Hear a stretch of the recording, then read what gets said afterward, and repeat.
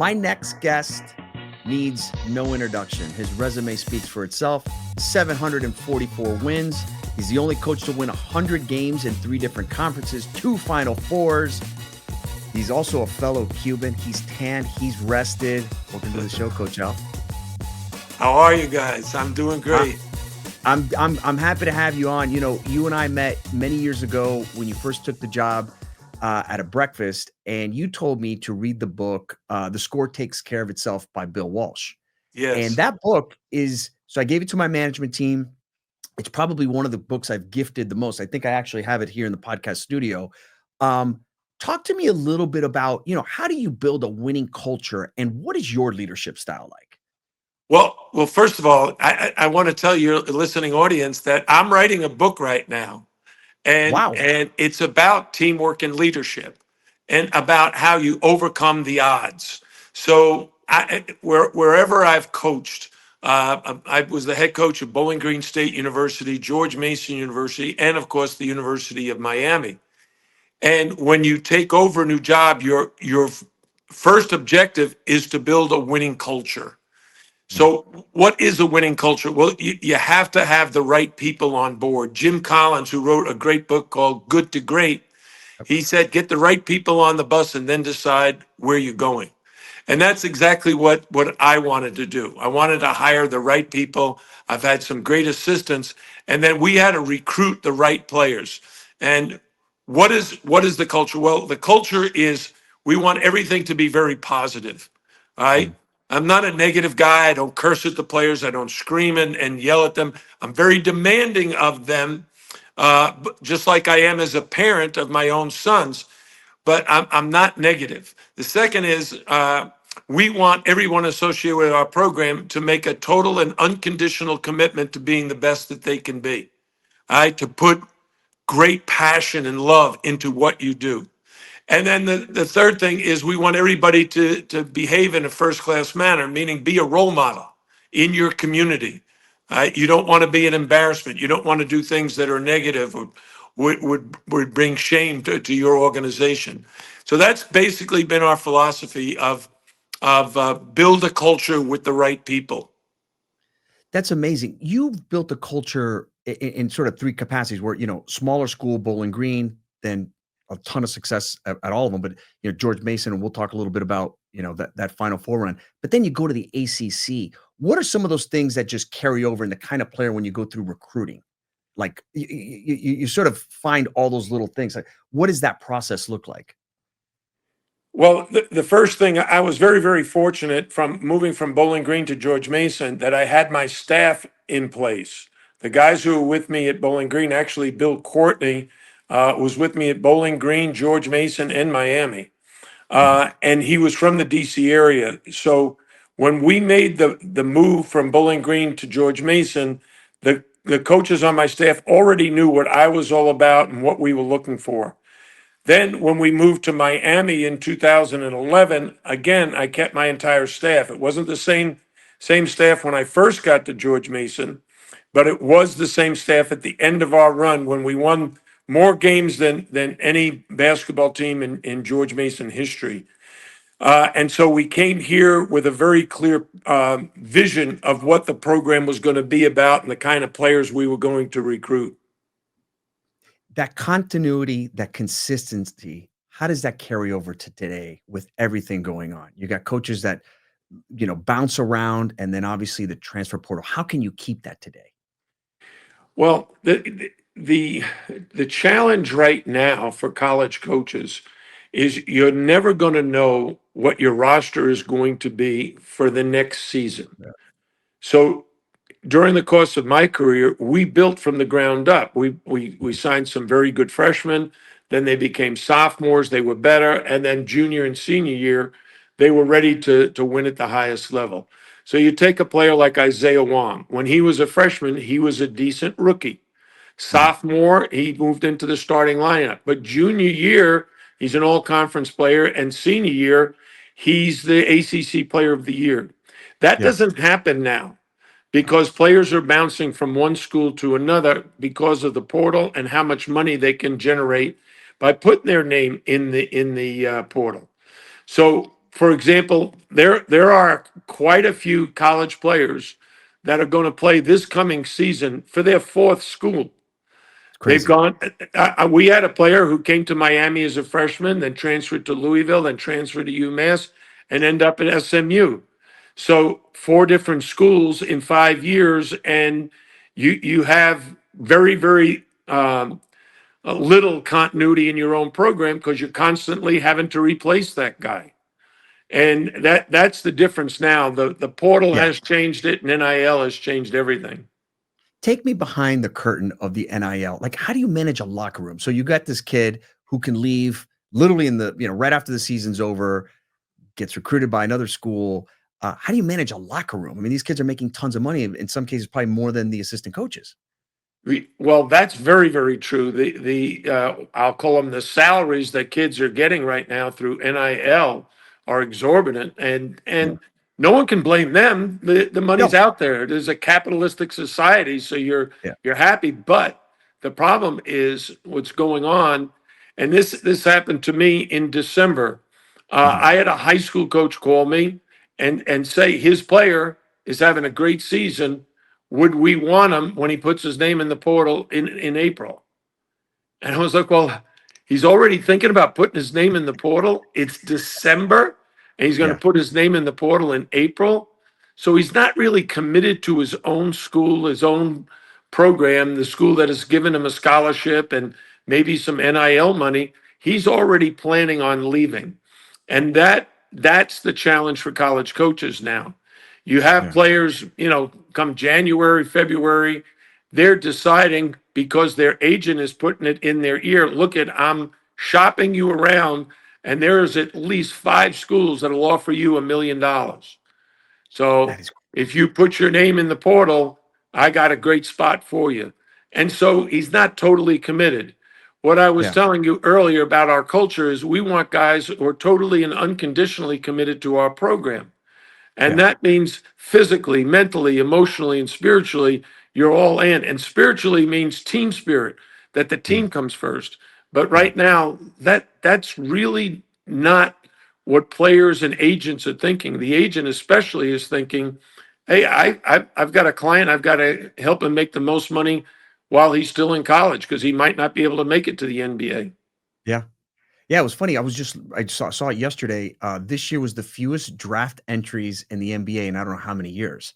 So kids are sticking around, and it kind of makes sense. It's like if you're not going to get drafted or maybe get drafted, you have to go play in Europe for whatever the number is. Stick around for another year and make X amount of dollars. It's wild. Yeah, I saw that same quote on Instagram. It said the highest number of early entries, underclassmen, was Yeah, 363 a few years ago, and this year it's 121. So a third of the kids are now thinking I'll go to the NBA. 2/3 are thinking I'm going to stay in college and get paid. yeah. Well, I mean, I saw like at the University of Florida in Houston in the finals this year, a bunch of kids that like had already graduated. They were like in some kind of grad program, and I'm like, what's going on? And had been in a number of schools. It's pretty wild. Let me ask you, when you recruit a kid, you sit down in the old days. Hey, look, here's what the program can offer. Here's your scholarship, maybe playing time, whatever. But now, do you have to have the dollar and cents conversation? Like the kids coming to you and say, hey, you know what? I love the program, but Louisville's offering me 500 and you're offering me 200. Like, what's that conversation? Who handles that conversation? Well, thank goodness for me, I did not. I Okay. recruited the player with the idea, come and play for us at the University of Miami. We've got a great program. We're in the ACC. But one of my associate head coaches is Bill Courtney, Mhm. and he did that negotiation along with our collective. Yep. And we had a certain budget that we needed to live by. We did that, and now the budgets at every school around the country, if your budget isn't increasing in the NIL category, you're not going to get anybody. You're not going to And get anybody. the SEC was the first league that really made a commitment to NIL, and Mhm. you see the result. They had all but Yeah. 3 of their league teams get into the NCAA tournament, where the ACC only had 4 teams in. It's pretty wild. And then you're seeing program. I mean, like, you know, well, St. John's has a great coach, but you have like a benefactor, the vitamin water guy that Yeah. pumps in cash, and BYU, you have the big Ryan Smith, the big tech guy who pumps in cash, and BYU is not historically a great basketball program, but they just signed one of the best kids in the country, so now it's just an arms race. It is. And I call it an auction because that's basically what it comes down to. I'm bidding a certain amount of money because that's what we have within our budget, and Yeah. somebody else is bidding more or less. And the agent and his recruit, they're trying to figure out, which is the best offer. Because one of the things, and I was just talking to Bill Courtney about this. Mm. If we have a player, let's say he's in the ACC and he decides he's going to put his name in the portal, Yeah. and he still has a couple of years left. Let's say he's only a sophomore. Uh-huh. So sometimes the best move for him is to go to a mid-major that doesn't have much NIL, but will feature him and he'll have a great year. And then he'll put his name in the portal the following year with Yep. all the stats and get, $3 or $4 million offered to him. That's So what they're there's a saying, lot right? of strategy involved in this. Yeah, it's crazy. And then I think you had the ruling they're saying for college baseball, which is going to hurt or whatever, is like now because JUCO doesn't count to your 4 years of eligibility, right? So you can have a 27-year-old senior for college baseball, go play JUCO for 2, and then go to UM for 4, and then you got, like I said, a 27-year-old. That's a man. Yeah. No, and there are a lot of kids who have gone the junior college route. The reason they've got more eligibility is because one junior college player sued the NCAA, took him to court, and said, I can't earn any money at junior college. They don't have NIL. So you've prevented me from earning money during my earning years from 18 to 22. Give me those years back. And the judge agreed. And so now someone who graduates from junior college, chances are 20, 21 years old and still has 4 years of eligibility. He's going to be 24, 25, 26 years old when he's a senior. And if he red shirts, which guys are doing now, he could be 26 or 27 years old. I had a player at George Mason who graduated when he was 30. He started as a freshman at 25 because he went to the military, and the NCAA allows your years in the military not to count against your eligibility. So he was 25 as a freshman and 30 when he graduated. True story. And he was a man. He's a man. Yes, he was. And he was the conference player of the year. There you go. Right. So I think you're going to see more and more of this. Where do you think that this thing settles with the collective? I mean, it's just an arms race at this point, but like, are they going to cap it? I mean, the NCAA doesn't seem to have a whole lot of power these days. Yeah, I agree with that. I don't know where it's going. It's not changing for a while, and it won't change until the NCAA and Congress can get together and decide, what the rules actually should be. There needs to be guidelines. So as the season's going on, call it the agent of the player is assessing and calling assistant coaches and saying, hey, if you've got a spot and how much can you pay me? Like they're pre-negotiating this stuff. Oh yeah, definitely. Really? The agents, and these guys, their job is to get you the most money possible. Sure. And so they're doing their due diligence. They're reaching out to the people in the know and just finding out, hey, I have a player. He's very good. This is where he's playing, but he's going to put his name in the portal. Want to know if you'd have interest in him. And for the matter of fact is most coaches are not going to say no to that. That is crazy. They used to call it tampering, but I don't know how you monitor it. If you can't monitor it, it's no rules. It's no rules. Yeah, it's like when the NBA free agency season started and they're tampering. I'm like, all these guys talk to each other all the time. They're all friends from AAU. Like, you don't mean to tell me that, Paul George is calling, whoever about where he's going to go. It's crazy. Yeah, back in the day, my son Jay is with the Los Angeles Clippers as an assistant coach to Ty Lue. Yeah. And, back when Doc Rivers was the head coach of the Clippers, he was trying to get Kawhi Leonard to make the move from Toronto. Yeah. And Kawhi Leonard was saying, yeah, well, if you can get Paul George and I together, maybe we can both come. And then they had to negotiate that. And the agents get involved. And eventually that did occur. I look back on that. The one guy that ended up in Oklahoma City and is leading them at the Western Conference regular season, Isn't you that know, crazy? Yeah. yeah, It's SGA. It's amazing. The whole part of that conversation on where this was going to lead the Clippers and stuff. The superstar was already on their team, yeah. and they traded him away, Oh, plus a lot of draft picks. just think about the Lakers lost last night, Yeah, right? Right? How good would they have been if they kept uh um the big AD. guy the big guy from the Clippers? I'm losing his name. I know exactly what you're talking about. He's playing great. The European kid. Yeah, he's from Uh, like Serbia. yeah, and I Lithu- can't believe it. Yeah, I mean, he had a fantastic year. yeah, he did. He might win. He might win most improved player. Yeah, and had they just kept him all along, Yeah. they'd be in a great spot.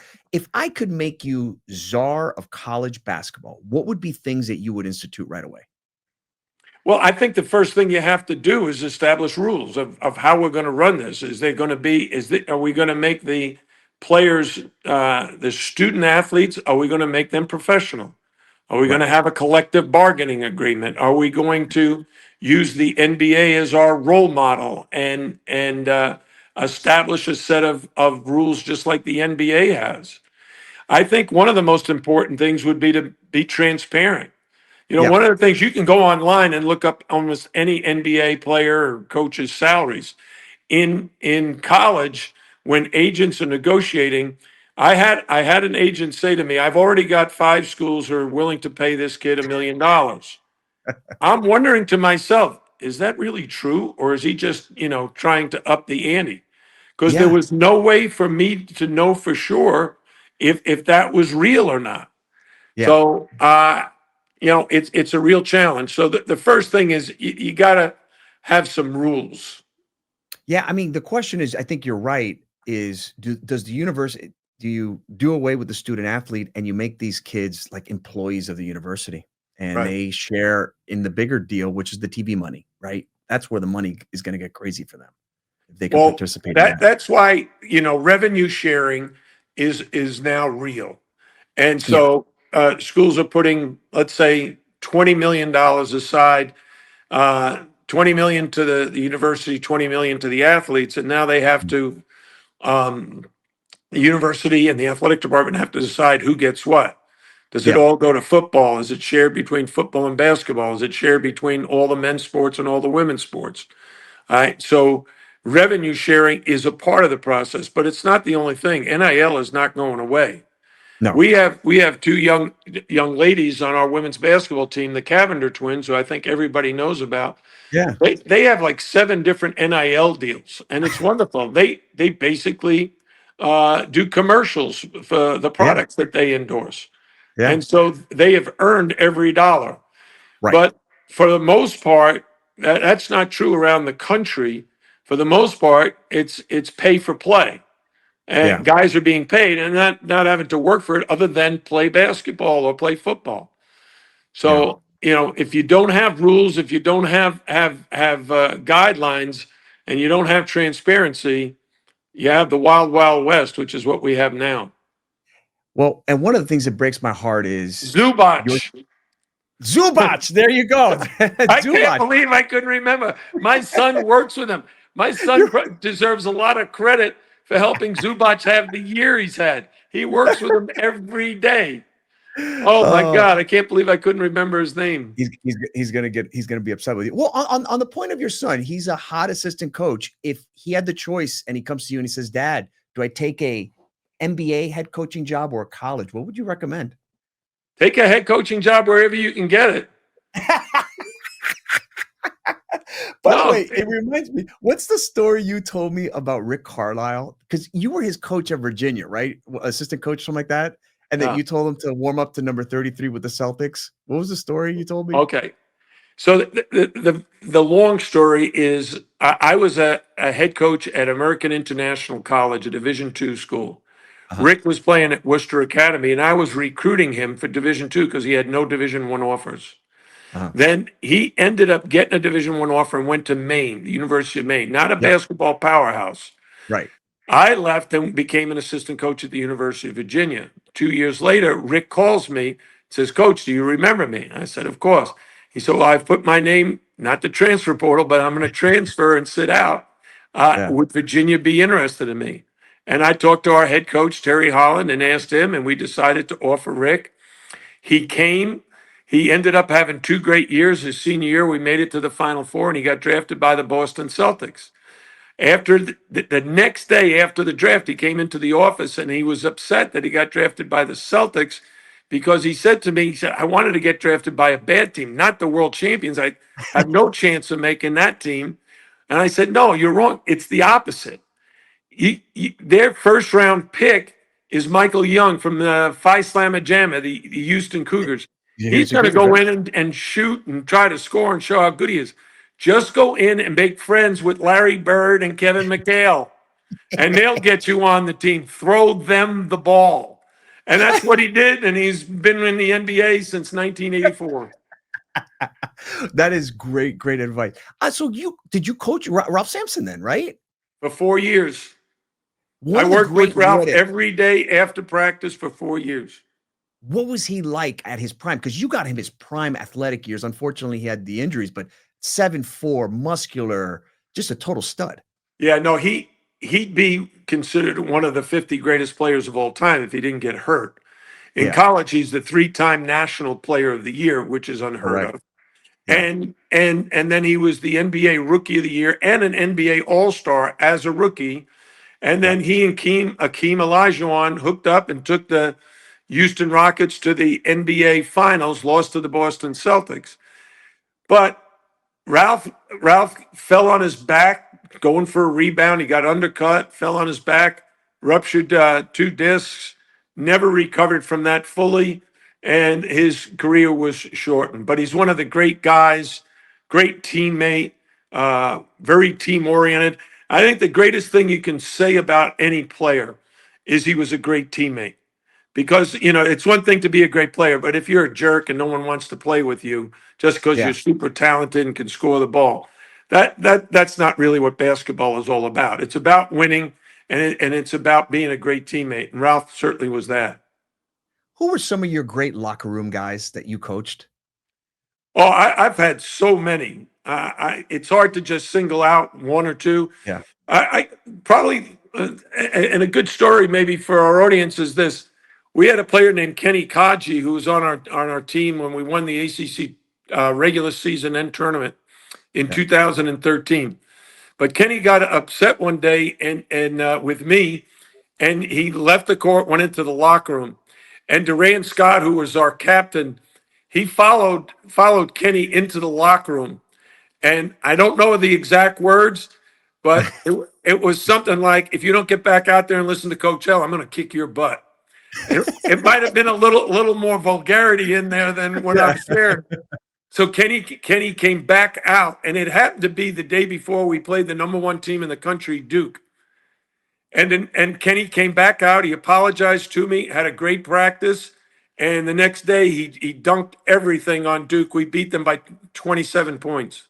That's awesome. Yeah, the key, and it's not just in basketball, it's in business too. We got what we call here at work great locker room guys, and they're the ones when no one's looking is going to pull someone aside and pick them up when they're down or set them straight when they're out of line. And I can't tell you in life, business, and in coaching how important those locker room guys are. It's Oh critical. yeah, Durant Scott is one of the best all time.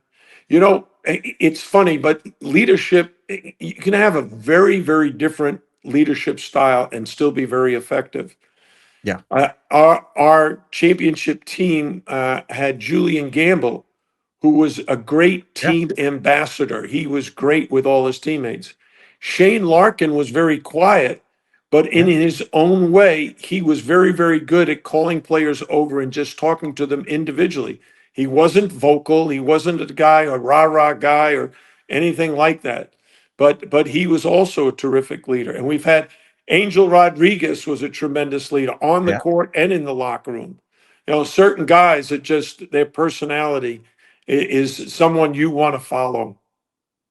I love these stories, and I was saying that this year in the Final Four, I think it was all four were number one seeds, if I'm correct.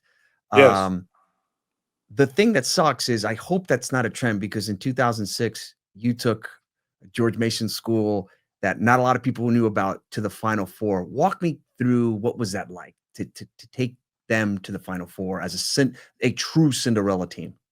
Yeah. The team we played first in the NCAA tournament was Michigan State, and everybody knows what a great coach Tom Izzo is, a That's Hall right. of Famer. But we played them the year before, and it was a very close game. So our players had a great deal of confidence going into the first round. We played great. We ended up beating them, and then we had to play the defending national champions, the University of North Carolina Tar Heels from Roy Williams. Again, a Yeah. Hall of Fame coach. But our players, one of my assistant coaches played at Carolina on their national championship team. So we knew everything about Carolina. We knew everything about their personnel, their style. And so we felt like we were very well prepared for that game. And we ended up beating them really in the last seconds. Tony Skinn, who's now the head coach at George Mason, was our point guard back then. He made the game winning free throws to beat the Tar Heels. And then we beat Wichita State for the second time. We'd already beaten them once during the season. Yeah. And then we had to play the University of Connecticut. Jim Calhoun, another Hall Mhm. of Fame coach. And so we were the first college basketball team to knock off three previous national champions on our way to the Final Four. Michigan Wow. State had won the national title in 2000. Carolina had won several. Connecticut had won several. Yeah. And then unfortunately, we ran into a buzzsaw with Billy Donovan and the Yeah. Florida Gators. And just like this year's Gator team, they were awesome. They were loaded. Billy had, I'm Yeah. sorry. They were loaded with Oh, NBA's talent. Yeah. yeah, they had all NBA guys. Corey Brewer at the three, Al Yeah. Horford at the four, and Joakim Noah at the five. And we just did not have the manpower or the height to really defeat them. It was a good game. In fact, we came closer to beating Florida than anybody in the tournament. Yeah, I remember. I remember. And then when we got you, it was really, really special that, you came down to Miami and joined this awesome, school that you later took us to the Final Four. It was definitely very special. All right, couple quick questions. Who's on your coaching Mount Rushmore? Oh wow. Okay, well, the first name I think of would be John Wooden. Mhm. I won 10 national championships at UCLA. Yeah. I'd say the next is probably Mike Krzyzewski, Coach K at Duke. And not just because he's the winningest coach in college basketball history, but the consistency of his program throughout a 40 something year head coaching career. Mhm. Uh, the next guys, I'm gonna throw you off base a little bit. Would be Jack Curran. Like you never Mhm. heard of Jack Curran? He's my high school basketball coach. Okay, okay. I was But trying to think. Yeah. to me, he's one of the greatest coaches of all time. A great leader and mentor. He produced a Mhm. lot of great college players, some NBA players. Kenny the Jet Smith played for him. Yeah. Wow. Kenny Anderson, who was an All-American at Georgia Tech and an early first-round draft choice, played for him. But he was a tremendous coach. And if I were able to choose a high school coach, he'd be the first one I would choose. And then the fourth guy from college might be, uh, yeah, I'm not sure. It might No, it might be by the Bill way, I'm Self. surprised. Bill Self's a great coach. I'm surprised you didn't say brother Kevin from Christopher Columbus High School, Oh who was yes, also your coach yeah. and Now my principal. brother Kevin, who Uh, obviously is a legend at Christopher Columbus, was yeah. my JV basketball coach at Archbishop Malloy High School in Nice. 1966. That's so funny. Yeah, He's a great so guy. we went undefeated, and Mhm. we had a tremendous relationship then, and it continues to this day. Your favorite recruiting story, you on the road recruiting a kid. Give me a great one. Well, The one I've told in my true stories on Instagram and on Twitter is simply this. We were recruiting 4 players from New York, 3 Uh-huh. from New York City, 1 from Rochester in upstate New York. And Dave Odom, who was an assistant coach at the University of Virginia with me, we flew up in a private Lear jet. Uh-huh. Back then, you could bring your recruits in private aircraft. That was not illegal. Now it would be illegal. It's been illegal for, I don't know, 20 something years. But back then it was legal. We're talking about in the early 1980s. And Dave had to go to pick up the young man in Rochester at 6:30 in the morning. And when the young man answered the door, his family dog ran out, and like a dog does early in the morning. And they got into the cab and drove off. And just as the cab was pulling out of the driveway, you heard the dog yell, "Arr, arr, arr." The cab hit the dog, ran over Oh the my! dog. The player's dog. The player's dog, the player jumped out, and the player went to comfort the dog. The dog bit him, and he got a gash in his hand and started bleeding profusely. But Coach Odom was very quick on his feet. He said, "Hey, we've got the best hand surgeon in the world at the University of Virginia." He wrapped it in a towel, flew the Learjet down to New York City, where I was waiting with Kenny the Jet Smith and 2 other recruits. Uh, We flew down to Charlottesville, Virginia. And the end of the story is the dog lived and the kid signed with us. So it's a heck of a recruiting story. he's a damn good salesperson if you can pull that one off. I mean, Yeah. geez, that is crazy. All right, couple rapid fire questions. Ready? Yeah. Best college player you ever coached? Oh, that's got to be Ralph Sampson. Yeah, 3-time champion. I mean, fantastic ball player. Yeah. Ralph was the best. I mean, 3-time National Player of the Year. You don't do better than that. Yeah, you don't do better than that. Toughest opponent you ever had? I think people would think Duke or Carolina because of our league, but we actually had more success against them than we did certain teams in our league. And I'd say the toughest opponent for us, and maybe someone who belongs on the Mount Rushmore list, is Tony Bennett at the University of Virginia. Yep. He did a fantastic job there. Do you think Tony Bennett or Jay Wright come back? I doubt it. Not unless the circumstances completely change. They've moved on for very good reason. The NIL and the portal was Just too much. not for their culture, not the way they coached. One player you wish you could have coached? Oh, I wish they could have coached Michael Jordan. You and a lot of other guys, right? Yeah. Do you think the transfer portal is a blessing or a curse? Well, I don't think it's bad that the kids can transfer, but I think they should have to sit out. People tend to think that's a negative, but we had so many players transfer. Angel Rodriguez was a transfer. Kamari Murphy transfer. Sheldon McClellan, 3 of my favorite players of all time. But they sat out, learned the program, developed friendships and relationships that would last a lifetime, and had great careers. I think the problem is, if you keep allowing a player to transfer year after year after year, that is no good. That is no good. No, absolutely. And or now they're talking about buyouts, right? So you have to commit to at least 2 years, and if you leave, there's some sort of buyout. But who knows? But they have to have some controls. All right, morning shoot around or late night film session? Oh, both. Both, yeah. Morning shoot arounds are terrific. First thing in the morning, get the guys up, get some shots up, work on your skills. But in the evening, depending on what your schedule is, a good film session. So there's a lot of different ways to learn, right? Doing is learning. So if you're on the court shooting, so you're learning. But also visual learners, where you can break down tape and show them the way they executed a play or the way they didn't execute it. So I think both ways. Now, if you're saying doing it in the same day, well, that depends on their class schedule and everything else to do with your schedule. Yeah.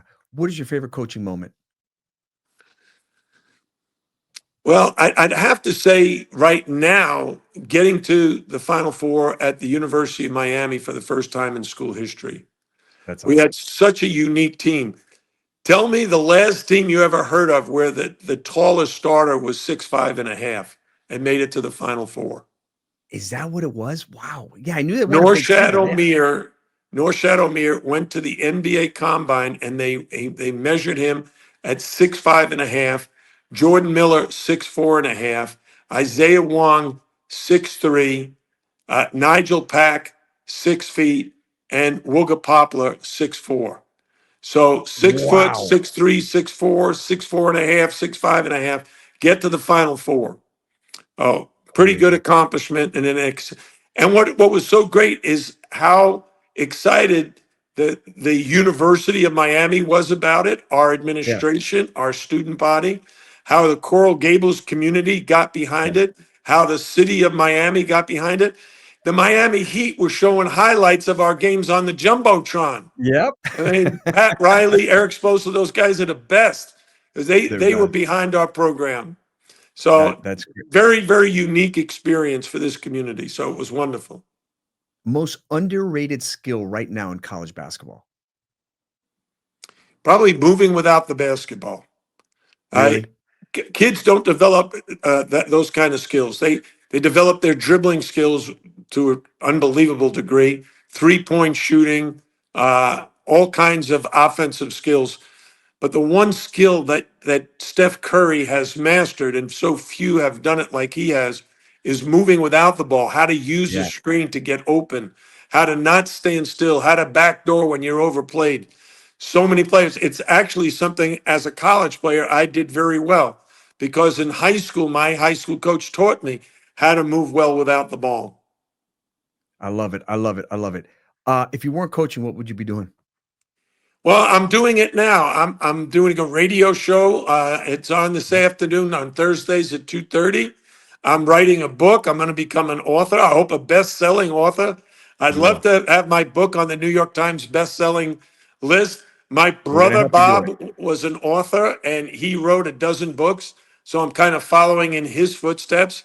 Some of my really good friends are authors. Bob Rotella, who I've worked with for the last 40-something years. Daniel Pink, who wrote Drive, and Yeah. Daniel Coyle, who wrote The Talent Code. Those are all authors that I'm friendly with and have loved getting to know them. So I'm very, very excited about the next stage in my career. So that's it. Now, I do notice that you are rested, you're tan. Do you got one last run in you, coach? One last run. A little bit more juice in that tank. Do I have that? Yeah, if Well, the right program called you, would you go? Would you no. My entertain it? coaching days are over. You're I done. Yeah. Here's the thing about it. I have two grandsons that are playing. One is playing high school basketball. One's playing in elementary school. I have another grandson who's going to be a freshman here at Miami. He tore his ACL, or he'd be playing basketball. Uh-huh. My job now, my passion is to help my grandsons enjoy their college basketball careers or high school basketball careers. That's awesome, man. That's awesome. But maybe there's a stop somewhere in the Hall of Fame. What do you think? I'm going to start campaigning for you right away. Well, that'd be wonderful if that happened, but you know what? I've never been that interested in individual goals. I Uh-huh. mean, you asked me about my trophies. I don't really have a trophy room or a display. I did in the office when I was the head coach of the University of Miami. Yeah. I had those displayed, pictures of me with Michael Jordan and Kobe Bryant and LeBron James and Yeah. guys like that, because when recruits would come in, and I used to have in my home in Virginia, I had a downstairs which was kind of dedicated to all the George Mason players. But right now here in Miami, all my awards and stuff, they're in a closet. They're not even displayed. My wife, she says, we don't have room for those now. Well, listen, I went online and I checked and I try to compare you against some of the coaches that are in there, and your numbers are right up there with other guys that are in there, like St. John's Lou Carnesecca, Maryland's Lefty Driscoll. Like you're right there, my man. So I think that phone's going to ring sooner than later for you. Well, here's what I would say about that. One of the differences between my career and many of the Hall of Famers that we mentioned, the Bill Selfs, Yeah. the Coach K's, the Roy Williams, I spent 25 years at a mid-major, Correct. Bowling Green and George Mason. So, those guys, there's not many guys from that level that end up in the Hall of Fame. And so my success at Miami would have to be the driving force. And is it enough? I'm not the one to judge. I will say this, though. Grant Hill is really the guy now in charge. He and Jerry Colangelo. And from what I've observed is there's a lot of NBA guys going in, coaches and NBA players getting into the Hall of Fame. And that makes sense that they've gotten to the highest level of basketball. The guy who ran the Hall of Fame back 30 years ago was Dave Gavitt, my college coach. And back then, he was getting in all the college coaches into the Hall of Fame, the Dean Smiths, the John Thompsons, the Luke Honeseckers, the Jim Boeheims. Dave Gavitt was the driving force behind that. So we'll see what happens in the future. I'm not holding my breath. But I will tell you, in the back of my mind, I'd like to do what you're doing. I want to do a podcast. I want to reach out to guests and have them come in and discuss their lives and their careers like you're doing. Well, listen, you are a total natural. I'm sure your radio show is awesome. You're great on social media. What's one piece of advice you could give to a coach today? Well, really, the message would be the same no matter what career you choose. And it's a quote by Confucius. Choose a job you love and you'll never have to work a day in your life. And that's really what I did. So if you're going to be a coach, you better love what you're doing. The reason I'm not coaching right now, because I did not love NIL in the portal. It had nothing to do with practice or the games. I always loved practice, loved working with the players. I loved helping them learn life skills that would lead them to success long after their basketball playing days were over.